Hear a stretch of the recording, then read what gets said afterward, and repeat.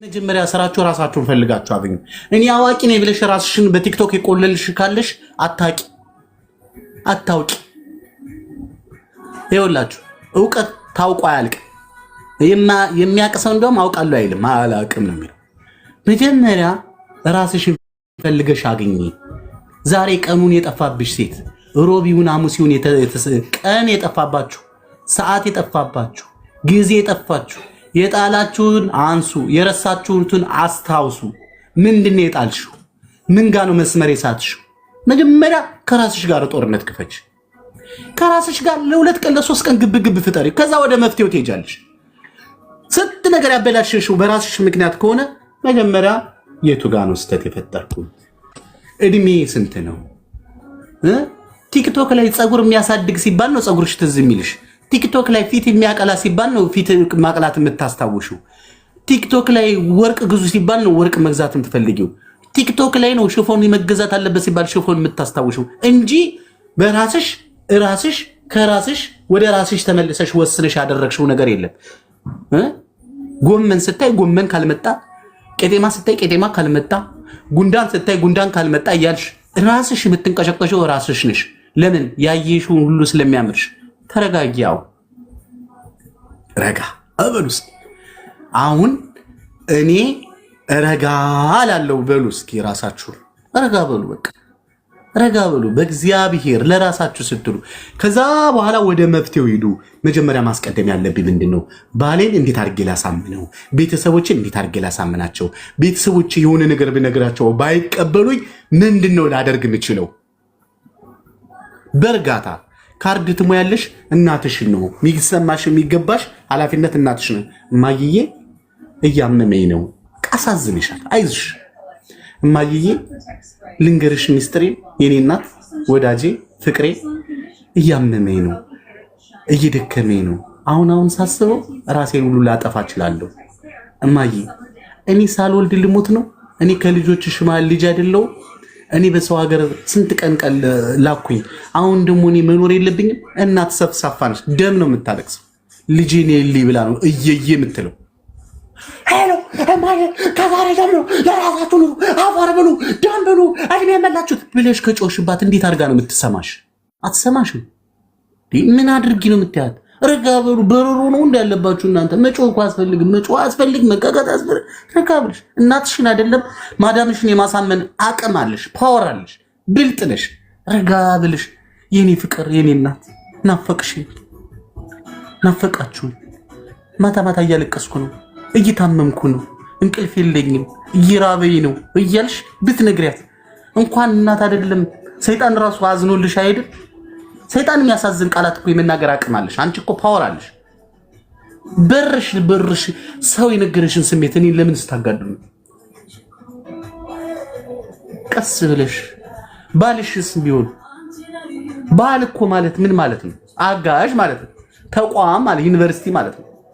ምን ሆኖ ነው እሱ ሳዋራ የሚያስነሳው? ያንቺ ባህሪ ይሆናላ።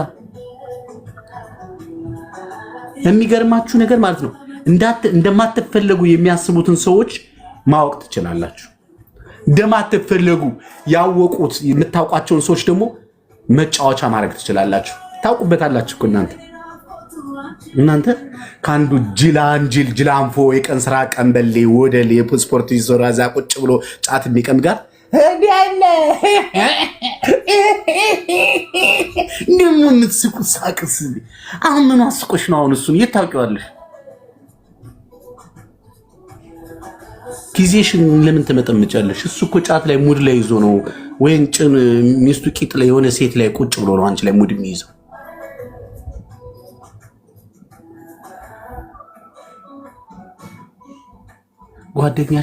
ጓደኛ እኮ አገኘው ስትል በቪዲዮ ካልሆነ እንዳታወሪው፣ በቪዲዮ አውሪው።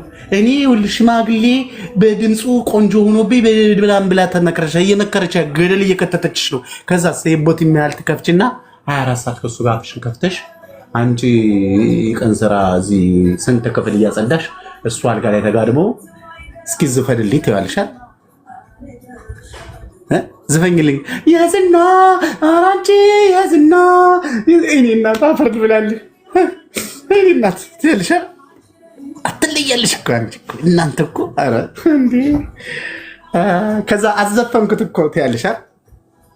ከዛ ደግሞ እንቅልፍ እንዲመጣ ደግሞ የተረት ተረት እንዲያወራልሽ ትፈልጋለሽ አይደል? አሁን እናንተን ጠሽ ባይሏችሁ ነበር የሚገርመኝ።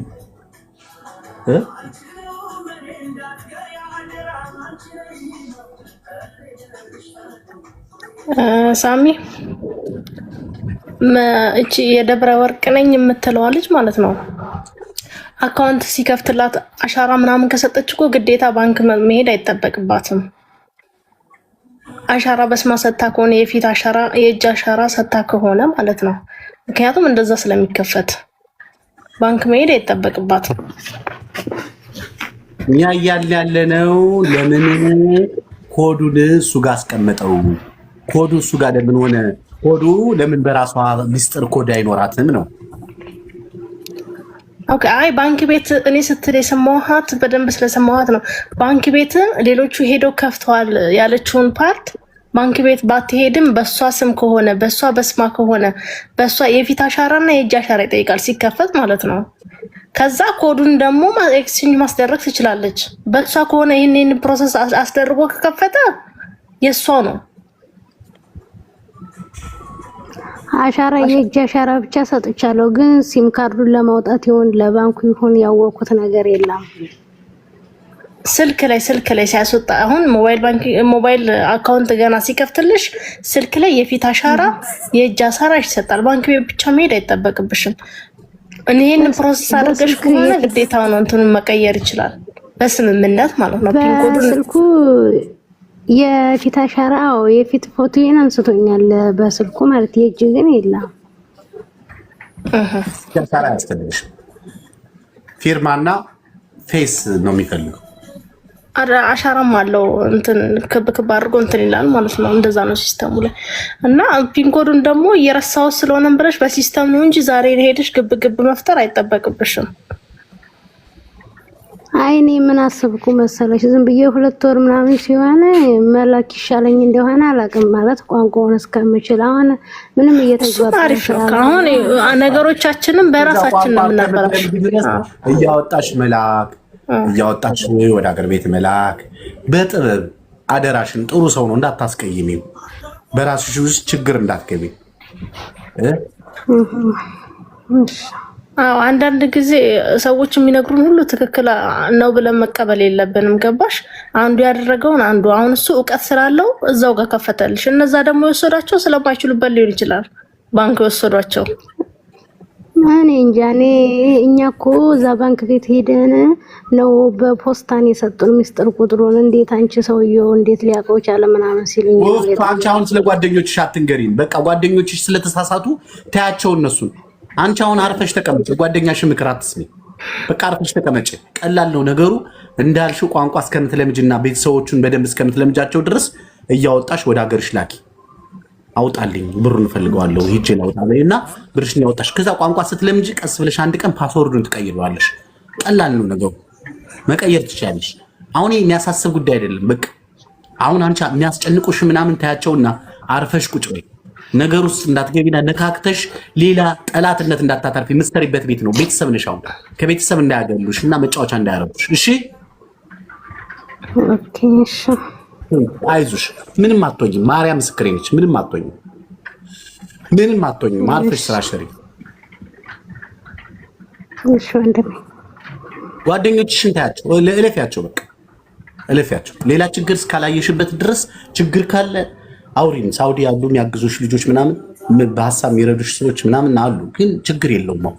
በቃ ገና 2 ወርሽ ነው፣ አዲስ ነሽ። አርፈሽ ተቀመጭ። ይህ ሰውዬ ሞባይል ገዝቶልሻል፣ አካውንት ከፍቶልሻል፣ ብርሽ እየገባ ሜሴጅ እየደረሰሽ ነው አይደለ? አዎ። ስለዚህ አርፈሽ ቁጭ።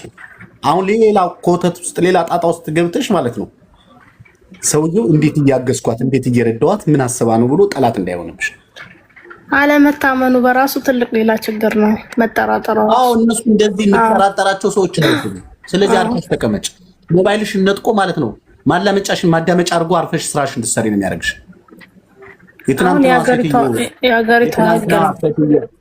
ይኸውልሽ ሚሚ አልነበርሽም? የትናንትና ሴትዮ የመጀመሪያ ደሞዟን 2 ወር ደሞዝ ለምን ከለከላችሁኝ ብላ ወረቀት በትና 2 ወር ሰጥተው የአንድ ወር ለምን ከለከልሽ ብላ እንዳንበሳ አደረጋት። ባልየው መጥቶ ተለማመጣትና ብሯን ሰጣትና ከዛ ስራቸውን ጀመሩ። ከዛስ በኮተታ ኮተት በመተት 10 ዓመት እዛ ቤት እንዳትወጣ ሌላ ሰው እንዳታስታውስ ብሯን እንዳትጠይቅ አድርገው መከራዋን ሲያሳዩት ቆይተው ያውን ትናንትና ነው የነቃችው። መታ ነበር እኛ ጋር ስታዛዝብ እድሜዋ ይዷል። ከ20 ዓመት በላይ ነው እዛ ሰው ሀገር ላይ የነበረችው።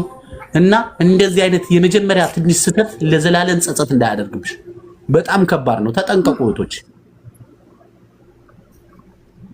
እሺ ወንድሜ እግዚአብሔር ካንቺ ጋር ይሁን። አሜን። በቃ ውረጅ። እሺ ውረጅ በቃ። እሺ ወንድሜ አመሰግናለሁ። ሰላም እንዴት ናችሁ? ሳኡዲ ናችሁ? ደህና ነን። እንዴት ነሽ? ደህና ነኝ። ሊቃማ ወጣ ተዘግቷል እንዴ? ድምፅሽን ከፍ አድርጊ እናትዬ፣ ድምፅሽን ከፍ አድርጊ። አይዞሽ፣ ድምፅሽን ከፍ አድርጊ። ሻው እሺ፣ አሁን አይሰማም? አሁንም አይሰማም። እዛው ውስጥ ነው ያለሽ፣ ውጪ። እሺ፣ አሁን ይሰማል። እሺ፣ እኔ ልጠይቅሽ ፈለኩት ይሄ ጠፍተው የሚሰሩት እና ሊቃማ ማውጣት የሚቻለው አጀንዳ ተጀምሯል ነበር። ጠፍተው ለሚሰሩ ልጆች እና ሊቃማ ለማውጣት አጀንዳ አልነበረ? ይህ ምን አጀንዳ? የት ሆነሽ ነው የምታወሪው? የት ሀገር ነው?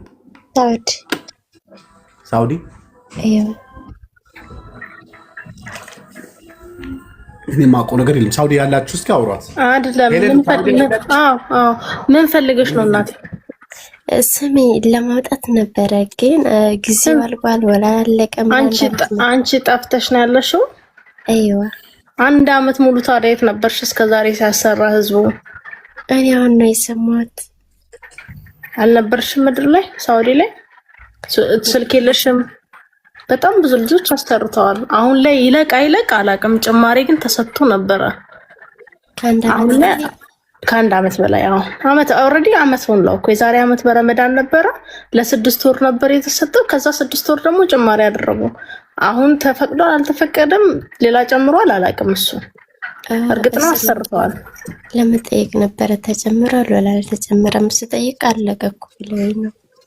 6 ወር ተሰጥቶ ከ6 ወሩ ደግሞ 6 ወር ጭማሪ ተሰጥቷቸዋል ላላሰሩ፣ በገንዘብ ማጣት በከፊል ማጣት ላላሰሩ ሰዎች ስለነበሩ ተፈቅዶ ነበረ ጭማሪ። 6 ወሩ እንግዲህ አልቋል ማለት ነው። አለ እያሏት እኮ ነው አለ እያሏት። የት ነው ያለሽው አንቺ? አለ ምን አለ መሰለሽ ፈጣን ብላ መሄድ አለባት።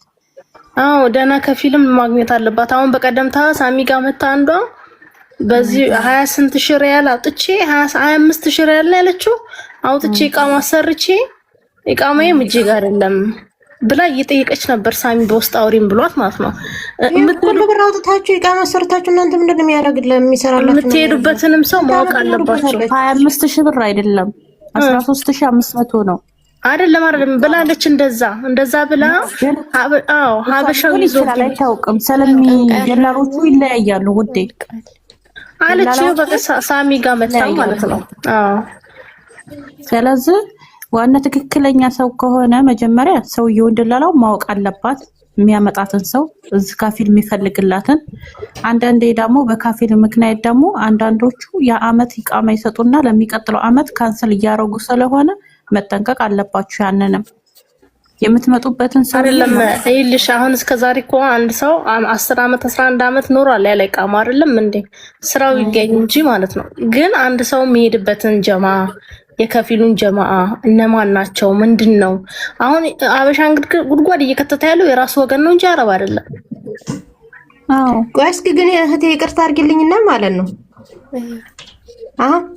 10 ሺህ ብር ወይንም 12000 11 13000 ሪያል ከፍላችሁ ኢቃማ አውጥታችሁ ምንድነው ጥቅሙ? ምንድነው ይሰራላችሁ? ጥቅምማ አለው። እንደዛ ማለት ትኖራላችሁ ማለት አሁን ይሄን ሁሉ ብር ወደ ኢትዮጵያ ጋር ልካሹ ሄደሽ የሆነ ነገር ብትሰሪ ሻይ አወጣሽ ታፍሮ እየመጣል አይደል እንዴ አንቺ? እሱ ልክ ነሽ። ግን በቃ አይደለ የሆነ ችግር ቢፈጠር ናቆቷ ከሆነ ችግር የለውም። ነገር ግን ጥቅም የለውም አለ ፈጠን ብለሽ ሂደሽ ስትሄጂ እዚህ ሁነኛ ሰው አድርገሽ ነው የምትሄጂው። ቃማሽ የሚጨርስልሽ ወደፊት ያኔ ኪሳራ አለው። ያኔ ምክርን ብትሰጥኝ ችግር የለውም። እዚህ ጋር ላይ ሰራም እያሉ ሲጽፉ አይቼ ነው። ግን 500 አንድ ሰው ምክር ቢሰጥሽ የስንቱን ነው የምትቀበዩ? አንቺ አይምሮሽ የሚያዝሽን